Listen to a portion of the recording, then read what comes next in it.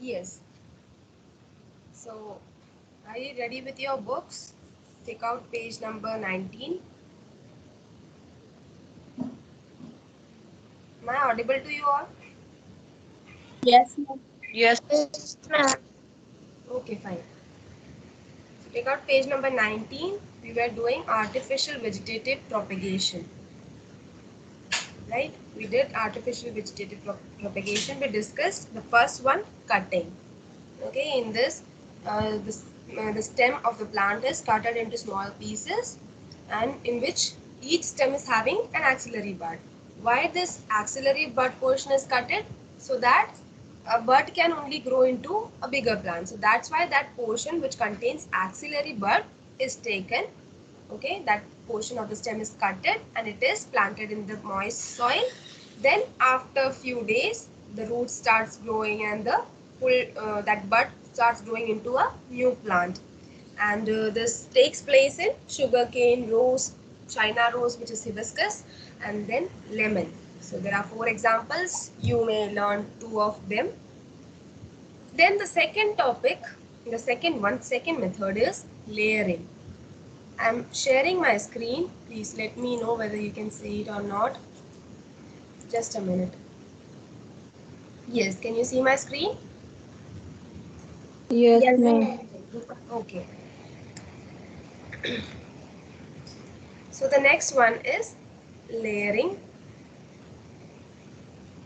Yes. So let us read this paragraph first.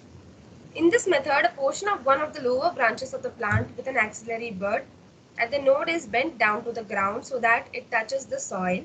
A ring of bark is removed from this portion, which is then covered with soil. Some heavy object such as a small piece of stone or a brick, is kept on the branch so that it does not come out of the soil.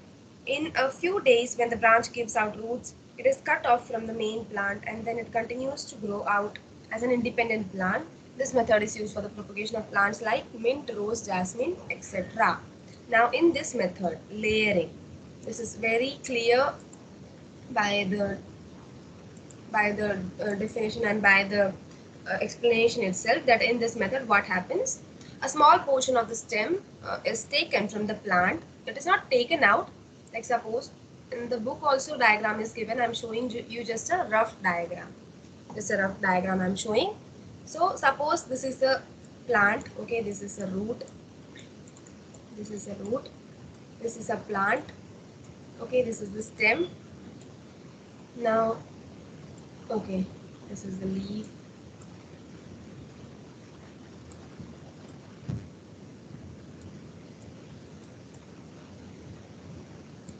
Okay, suppose this is a plant and it has many stem and many leaf, like branches are there. This is the branch. This is also the branch. So what happens in this particular process, in this method, layering, one of the branch, that means one of the lower branches with an axillary bud, that means suppose this is that lower branch and it is containing an axillary bud, right? This is bended towards the ground like this. It is bended towards the ground and like in a way that it touches the moist soil. This is the moist soil. Now this particular branch with an axillary bud is bended towards the ground or touching the soil. Now the soil, it should touch the soil to grow. And then the bark is removed and is covered with soil. That means here, from here, the bark means this thing, chal. We say ped ki chal. That rough thing is known as bark. So that bark is removed and it is covered with the soil. This whole thing is covered with the soil after removal of the bark. Now since this is touching the ground, what happens? We will place some heavy objects over it so that it does not come into its original position. Okay, we just wait it for growing. So that's why we just put a very heavy object over it, like maybe a stone or anything, so that it would not come out from the ground. Then what happens, after few days we can see these branch, this will just grow Okay, just grow downwards. Okay, it will grow downwards. It will form roots. Roots will be formed. Then this will grow upwards like a plant. This are you understanding this point? This particular branch from the lower side with an axillary bud, it is placed into the soil. It is just bended towards the soil, and the bark is cutted off, and the whole thing is covered with the soil. Then this branch which is placed in the soil, which is bended towards the soil, it starts growing. It starts growing downwards. First it forms the roots. These roots are formed first, then it grows into a whole plant. The stem is formed, and then it grows into a small plant. Then this small plant will grow into a bigger plant. So what happens here? This branch, it is fixed in that position by the help of any heavy object, and after a few days this grows into a plant. Then when this grows into a small size plant, we just cut it from here. From here we will just cut it. Okay, or from here, from this side we will just cut it, so that it will grow as an individual plant. First it was growing with the support of this plant. Okay, this was bended and this was growing into another one. But then after a few days, when it reaches a particular minimum height, we will cut it from here, and then it will grow as an individual plant. You got this point? Yes, ma'am. Yes. So now this plant is an individual and independent plant. Now this is not growing with the support of this one. Okay, after cutting, it is an independent plant. So this method is used in mint, rose and jasmine. Underline that example, mint, rose and jasmine. So what all I am saying, try to underline all this. Like in this method, a portion of one of the lower branches with an axillary bud at the node is bent down to the ground so that it touches the soil. A ring of bark is removed from this portion, which is covered with soil. Some heavy object is placed so that it do not come out of the soil. And then after a few days, it forms the branches and the roots, and then it is cutted off from the main plant. Then it continues to grow out as an individual plant or an independent plant.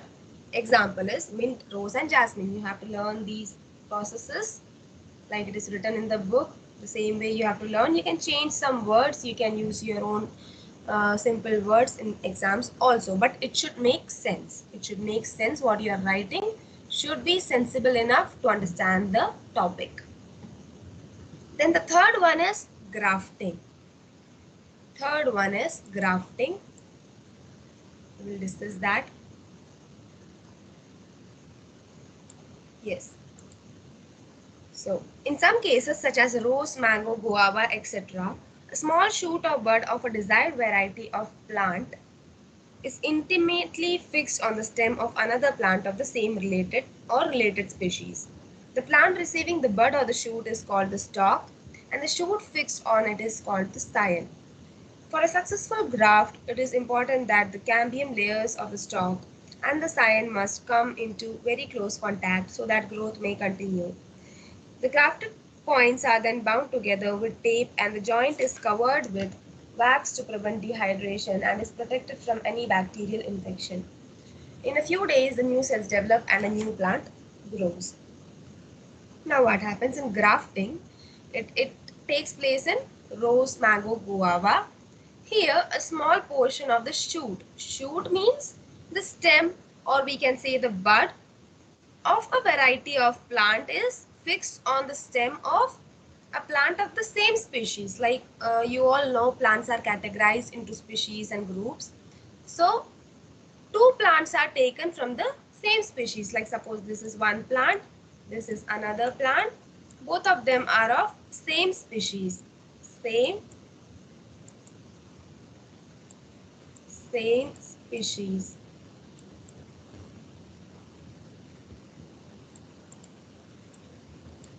Yes. So both the plants are of same species. Now what happens in this process, in this method, this shoot, this cutted shoot, like suppose this is a shoot or a bud, we are cutting it, we are taking it out. So this is known as the stalk, and where this is fixed is known as the scion. That means this is the one plant from where we are taking the shoot portion or the bud, and this is the plant where we have to fix this one. This one will be fixed here. So this plant from where we are taking the shoot is known as stalk, and to which we are placing is known as scion. Okay, this is this portion from where we are taking is known as stalk, and this portion where we are placing it is known as scion. S-C-I-O-N. In the book spelling is given. So when you read this, this would seem a little tough to you. That's why I'm explaining like this. We are taking two plants from the same species. Then the portion, the plant from which we are taking the shoot or the bud is known as the stalk. That portion is known as the stalk. And the plant in which we are placing that portion, that particular portion is known as the scion. Clear? Is this much clear? Yes, ma'am. Okay. Now, for a successful grafting or for a successful growth of the plant, both of them should come in close contact, right? Like anything, like we have to grow something, that means in before we studied layering. So layering also, that particular plant stem touched the ground and it was in close contact with the moist soil. Then it growed into a new plant. So similarly here also, for a successful growth, both of them, the bud or the shoot, should come in close contact with this scion, with this portion, this cutted portion, so that the growth is very good. So this like suppose this axillary bud is taken and placed here. This bud is placed here. They should be in close contact. There should not be any gap between them. This is placed here. So to prevent it from gap and so that it should be in close contact, we just wrap it with a tape. We will just wrap it with a tape. Can you see grafting? You can see on page number 19, figure 2.6. Stalk is there, scion is there where it is fixed. Now this is fixed like this. In between that stalk, we have made a cut, and between that it is placed. Then we are taping it. We are covering it with a tape so that they are fixed in that position. There is no gap between them. And also tape is, the joints. The joints are covered with wax. That means this joints, you look at the diagram in your book. Okay, first one, stalk and scion. So the joint is covered with the help of wax. Why? Because wax can prevent it from dehydration. Plants have water inside them. So because of the joint, they may lose water. Because of that cut made, they may lose water sometimes. So because that's why wax is placed there. Wax is that plant, that particular portion is covered with the help of wax, so that we will prevent dehydration and is protected from bacterial infections, from other infections. So in few days what happens, we have taped this, and after few days this grows into a new plant. It will just grow into a whole new plant. Okay, is this much clear?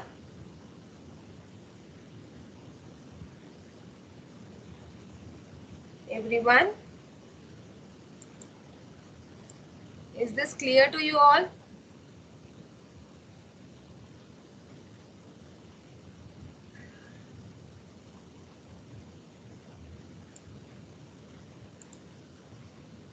Is this clear to you all?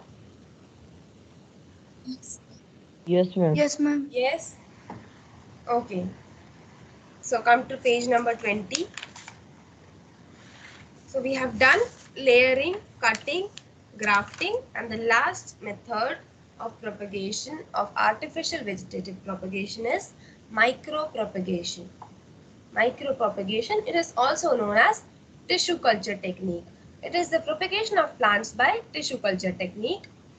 If vegetative propagation is not possible in a plant, then tissue of vegetative buds, shoot apex, or any other suitable part of the plant can be used as an explant for micropropagation. The explants are treated with sterilization chemicals to prevent microbial growth and then cultured into a particular nutrient medium, cells grow and divide to form a cell mass called callus. Some growth regulators are added. The callus differentiates into plant parts looking like a tiny plant called plantlet.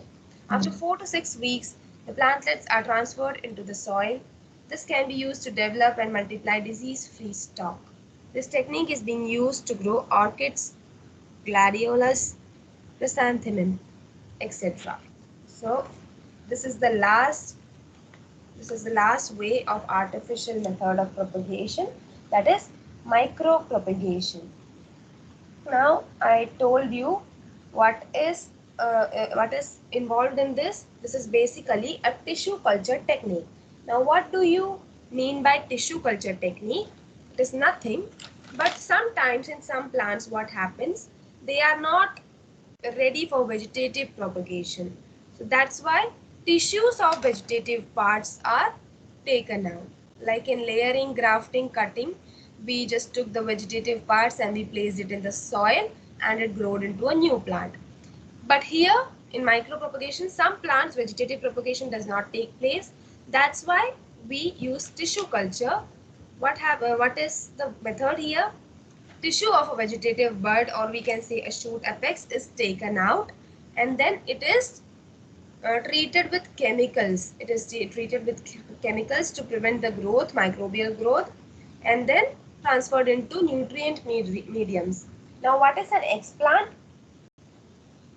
An explant is transfer of tissues to nutrient medium. That means the tissues which we have taken, the tissues from the vegetative parts which we have taken, it is known as the explant.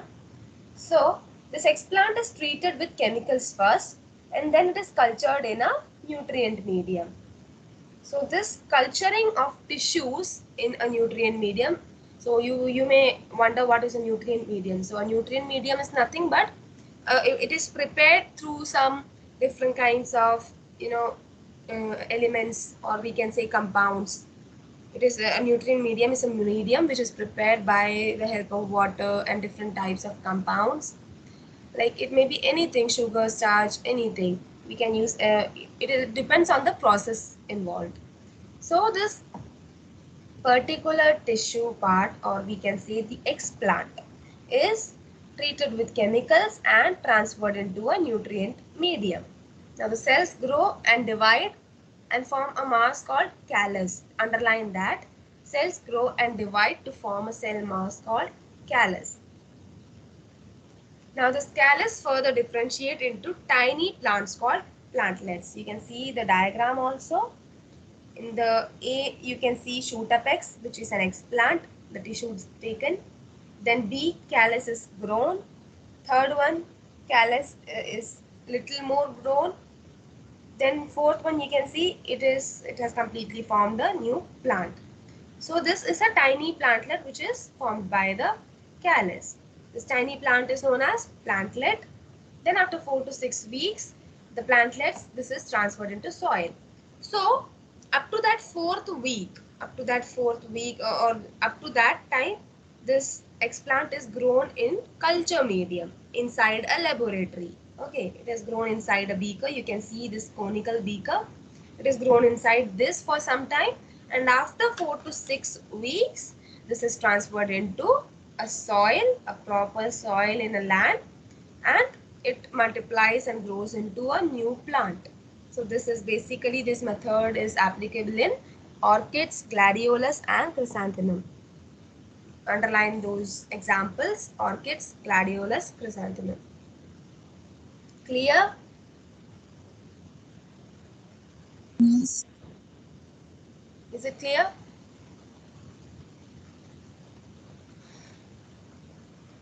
Okay. So all the 4 techniques we have discussed, the 4 methods have been discussed. What are they? Cutting, layering, grafting and micropropagation. So micropropagation is a little tougher one. In this we grow the thing in laboratory and then we transfer the particular thing. After 4 to 6 weeks it is transferred into the main soil. So I hope you got this much. Then we have Benefits of plant tissue culture techniques. We have the benefits of plant tissue culture techniques. It provides rapid propagation of identical individuals. This technique is very productive for superior varieties. The first benefit is through this tissue culture technique. This is only the benefits of tissue culture technique, not the other ones. So tissue culture technique will give out some great varieties. Okay, some plants, they do not have some varieties. So through this tissue culture technique, we can get more varieties, superior varieties of plants. Superior means the dominant varieties. The great varieties of plants we will get from tissue culture. This is the first benefit. Then the second benefit is it is very useful in cases where seeds are dormant. The embryo in the seeds can be cultured and micropropagated. So this tissue culture, we are culturing the tissue, we are taking the tissue from the vegetative parts and we are culturing in it in a medium, in a nutrient medium. So when it is very useful in case where seeds are dormant. Dormant means sometimes the seeds go into deep sleep.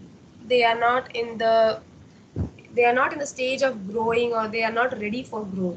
So sometimes they are in deep sleep, dormant stage, and in this case, the embryo in the seeds can be cultured and micropropagated. Micropropagated means multiplication can be done through culture mediums, because tissue culture requires a culture medium, a nutrient medium.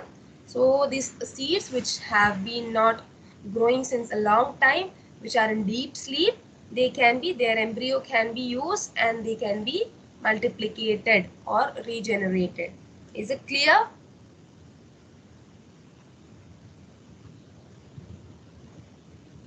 Yes, ma'am. Okay. Yes, ma'am. Okay, fine.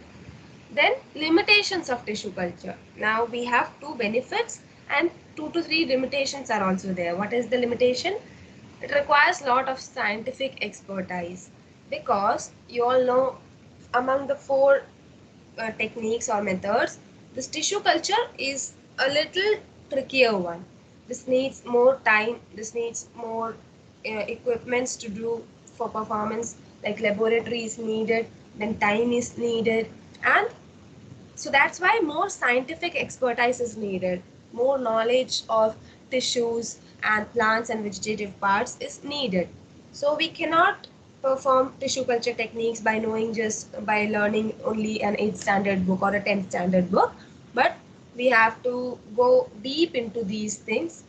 To perform tissue culture, we have to go deep into these things.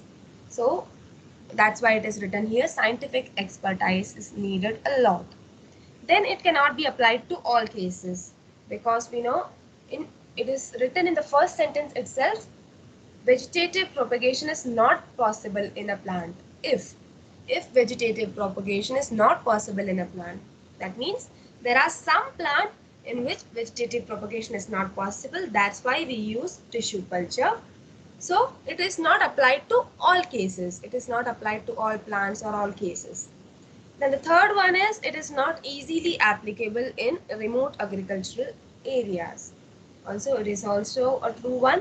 It is not easily applicable, that because it needs more scientific expertise, more equipments are needed, a laboratory is needed.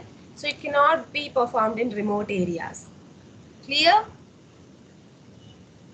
Yes, ma'am. Yes, Yes. ma'am. Okay. Do you have any doubt till now? Please ask me. I'm giving you time. Any doubts? No, ma'am. Okay. Now we have sexual reproduction in plants. Sexual reproduction in plants. Just a minute. Yes. So, most of the plants that you see around bear flowers. These flowers are borne or shoots and serve as the reproductive parts of the plant. They bear male and female reproductive cells, which on fusion produce seeds. The seeds germinate to produce new plants. The flower is the reproductive part of the plant. Underline this one.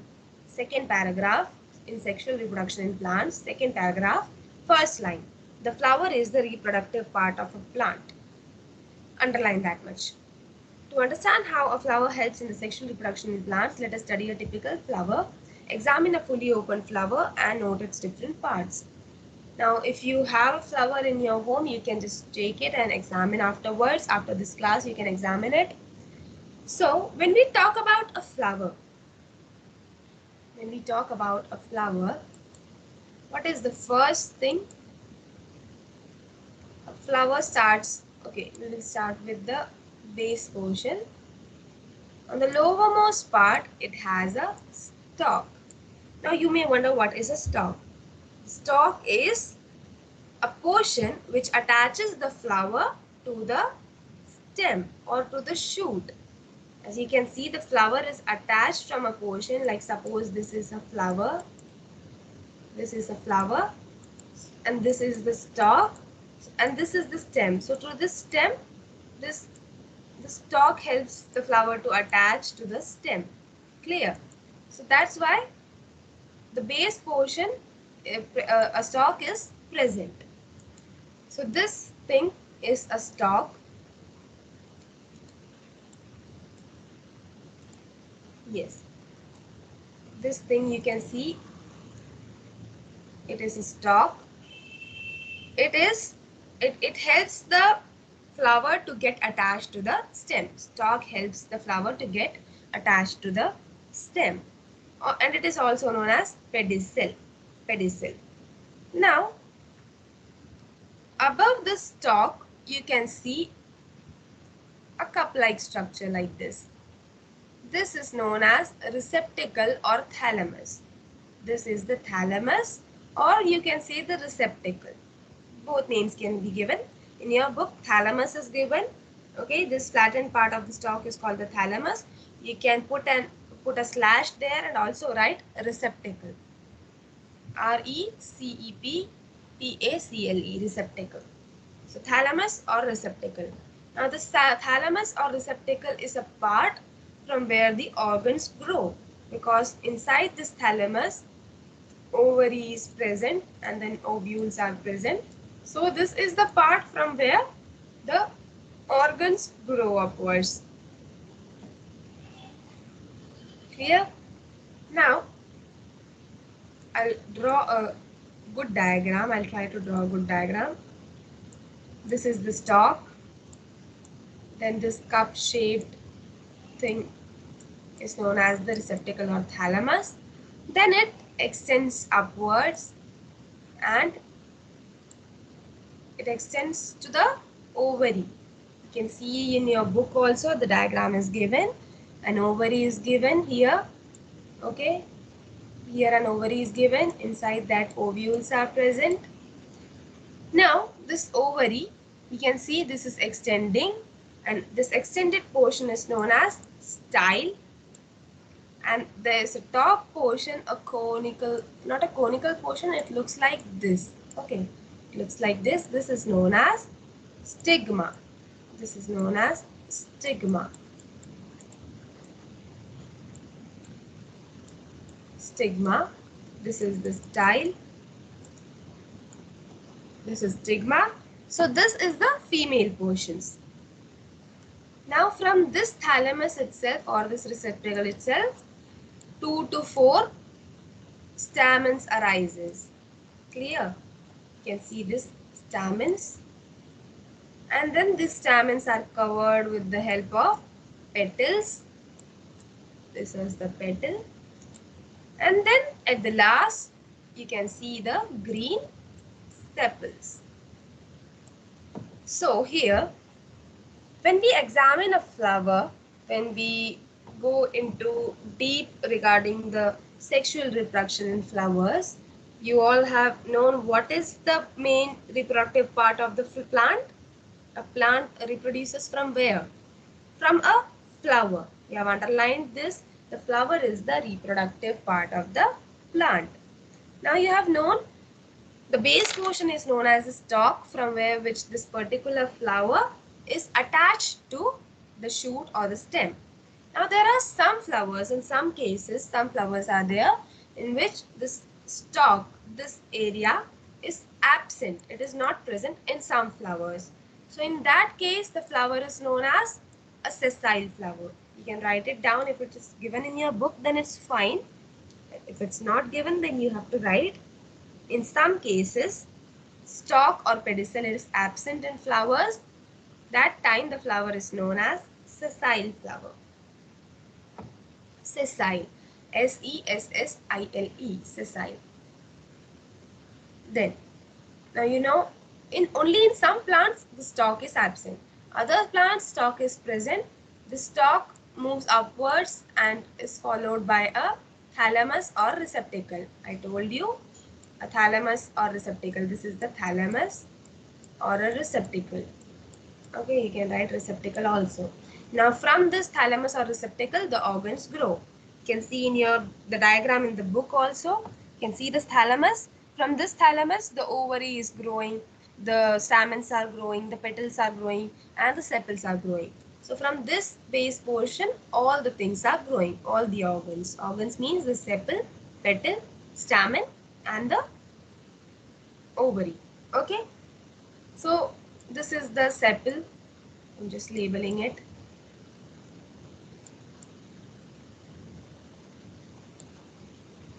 This is the petal.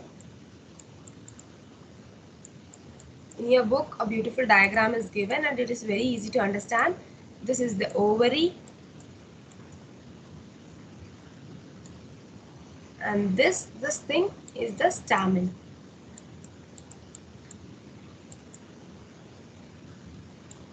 So I am not able to write with the help of this cursor.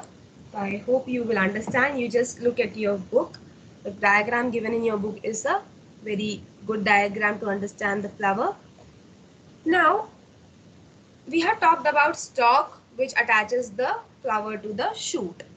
And there are some flowers which do not have a stalk. They are known as sessile flowers. Then the stalk is followed by a thalamus or a receptacle from where the reproductive organs or the organs grow. Not the reproductive ones, all the organs grow from the thalamus. Yes. So all the organs grow from here. Now the flower, it is classified, or we can say it is divided into four worlds. Okay, there are four worlds of the flower. So the first world is the calyx. Now calyx is what? Calyx is this sepal. The group of sepals collectively is known as calyx. Okay, group of sepal collectively is known as calyx. So let us read this. This is the outermost part of the flower, forming a wall of tiny green leaf structures called sepals. In the bud condition, they enclose the inner parts of the flower, providing them necessary protection. Sepals are the green outermost part of the flower. You have seen a flower. There are some green outermost parts which cover the petals.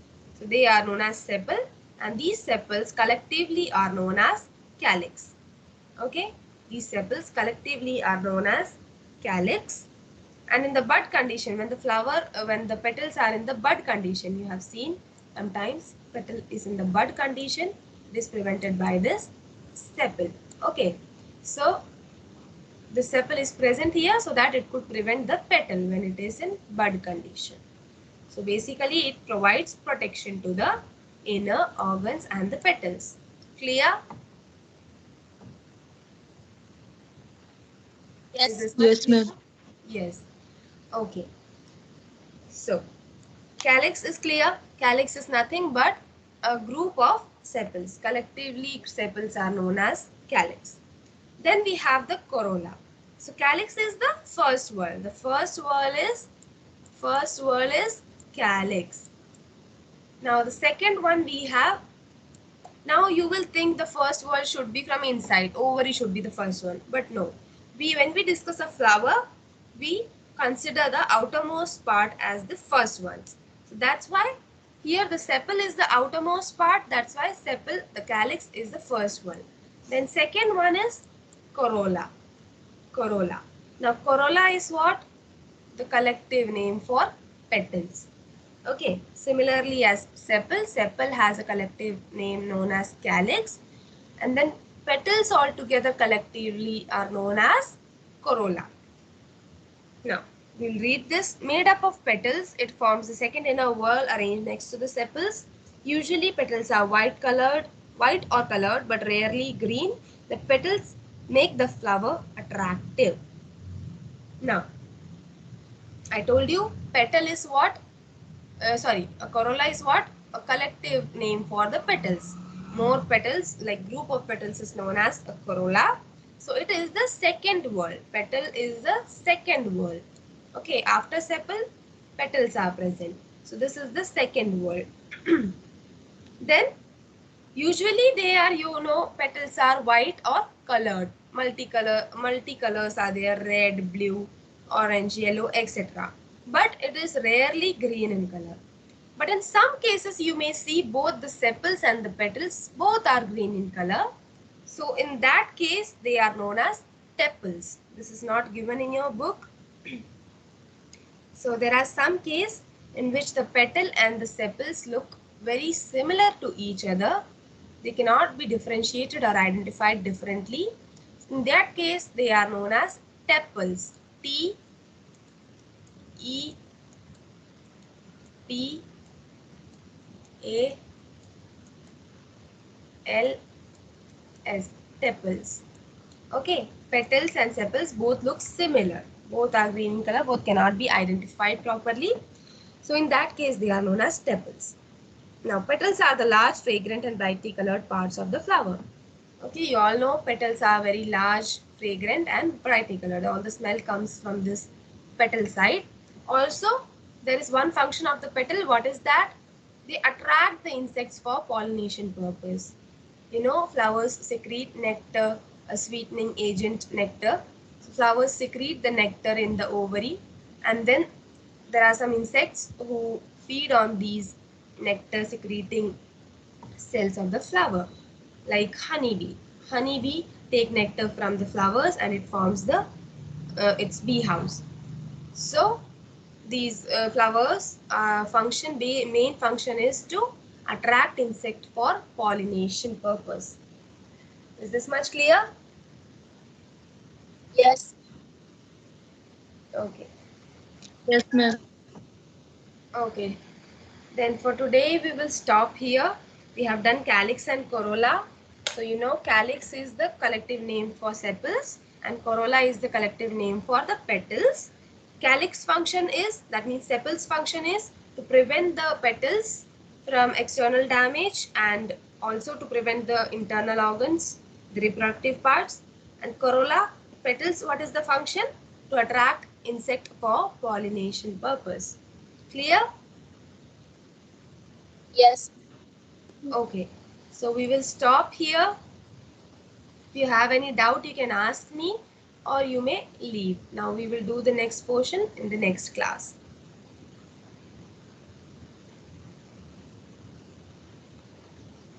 Ma'am, when our notebooks will check. Yes, I have the dates with me. I'll be, texting a message on your group when you have to bring your notebooks. Okay, the date is not, yeah, the date is there. I have to check that and I will put a message on the group today itself. Clear? Yes, ma'am. Okay, then thank you